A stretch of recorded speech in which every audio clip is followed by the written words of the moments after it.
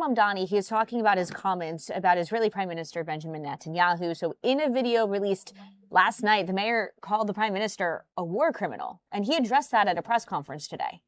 Yeah, so Mayor Zohran Mamdani on the campaign trail made it very clear that he believes that Israeli Prime Minister Benjamin Netanyahu is a war criminal and that he believes that Netanyahu has committed and Israel has committed a genocide in Gaza. And those are comments that he made on the campaign trail and has made since taking office. On the campaign trail, though, he was really insisting that he would arrest Netanyahu if he came to New York City. Once he started getting some questions about it on the campaign trail, he sort of backed off it slightly to say that, of course, he would follow all legal laws here in the country and he would look at whether or not this is something he could actually do. But it is something that he has made very clear that he believes that Netanyahu should be arrested for his alleged war crimes in Gaza.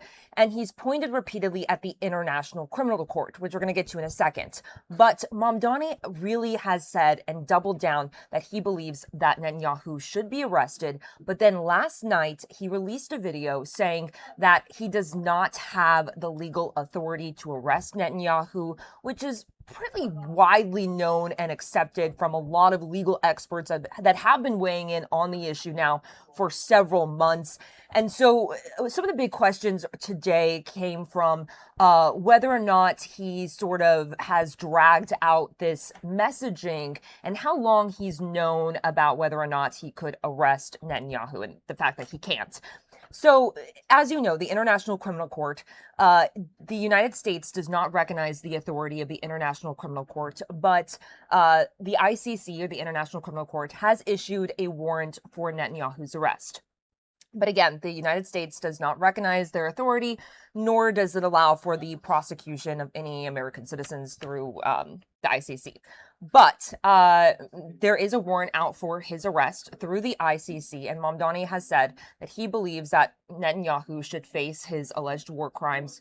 And he said in his video yesterday that even though he can't legally go out and arrest Netanyahu, he believes that the federal government should go and arrest Netanyahu and bring him to face charges in front of the International Criminal Court. But there's a couple different layers here. So President Donald Trump as well has made it very clear that this is not something that he would allow to happen, that he would allow to do. Outside of that, there are a lot of protections for foreign leaders, especially when they're coming to the United States for the United Nations. And that's what Netanyahu will likely be here in September for, is to attend the United Nations General Assembly. And there are a lot of protections protecting foreign leaders when they come to an event like this. And some have even said it sort of goes against the spirit of the United Nations, which is to bring all of these foreign leaders together. But Mamdani really facing questions today about when he found out about whether or not he could legally detain Netanyahu. And this is something, as I said, he has been talking about repeatedly on the campaign trail. And when he was elected, he said on day one, he was going to be asking his legal team whether he would have this authority. Now, when he was pressed today about whether or not how long he's known, is this something that's taken his legal team 7 months to come to this decision? He wouldn't answer. And he was asked repeatedly again and again, how many days? And he just said, he was like, I've answered the question. He refused to say how long and why he chose last night and to release this in a video. And just why he chose that sort of outlet to explain why he wasn't going to be arresting Netanyahu. Some have accused him of just trying to play to his base when he knew it was never going to be legally possible.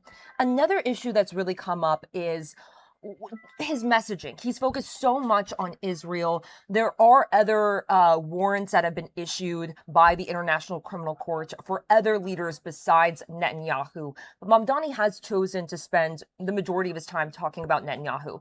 And he's made this sort of caveat saying that Netanyahu is one of the few leaders, I guess, on the International Criminal Court's list that actually comes to visit the United States.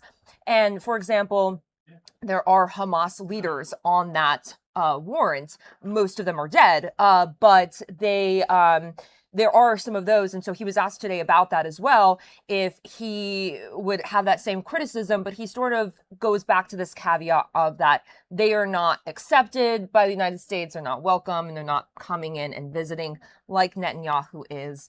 But he was also asked today about whether or not that attack on October 7th by Hamas on Israel, if that counts as genocide, because he's been very clear that he believes that Israel has committed a genocide. So we're going to play a quick clip here about his answer when he was pressed today about whether or not he believes that what Hamas did to Israel on October 7th counts as genocide. I consider October 7th to be a horrific war crime.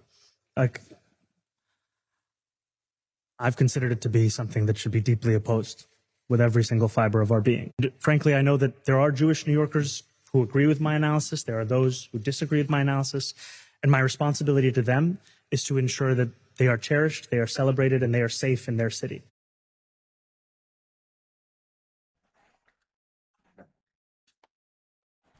All right, you just heard what Mamdani had to say, and So, as you can hear there, the Mamdani is just saying that he avoiding the question of whether or not this really counted as a genocide in Israel, and so he avoided that question. And some people in the Jewish community have been very critical about that, saying that they believe there should be more of a balance when Mamdani talks about this issue, and especially on how he has focused so much on Israel's role in this war and nothing about some of the other tensions going on in the Middle East around all of this, and Hamas's role as well, even though, as you heard there, he did condemn Hamas's actions and said that it was wrong. But some in the Jewish community feel like that doesn't go far enough, and they feel like this has been more of an attack and targeted criticism towards Israel and Israel being a Jewish state as a whole. wow, and he kept getting pressed about that too. Yes, he got a lot of questions, and to his credit, he did take a lot of questions on it today. His press conference was actually on economic development today, but it lasted for very about long. an hour, over an hour, and the majority of the questions, a huge chunk, I would say, of the questions were about the Netanyahu video that he released yesterday and just his comments there. Now, he is calling on the federal government to arrest Netanyahu, which, as we talked about, President Trump said he's not going to do. Mamdani was also asked what people should do, what New Yorkers, his supporters, should do when Netanyahu is here in New York City. And he said that they should protest his visit and encourage them to protest. Didn't say exactly what that would look like or what sort of, I guess, NYPD presence might be needed for that, especially if it is during the United Nations General Assembly. There's going to be obviously a lot Tons of security. foreign dignitaries here as well, and just a lot of stuff going on. So it's going to be interesting to see What if happens? his encouragement there is Goes into maybe play. going to backfire or if it's going to be contained.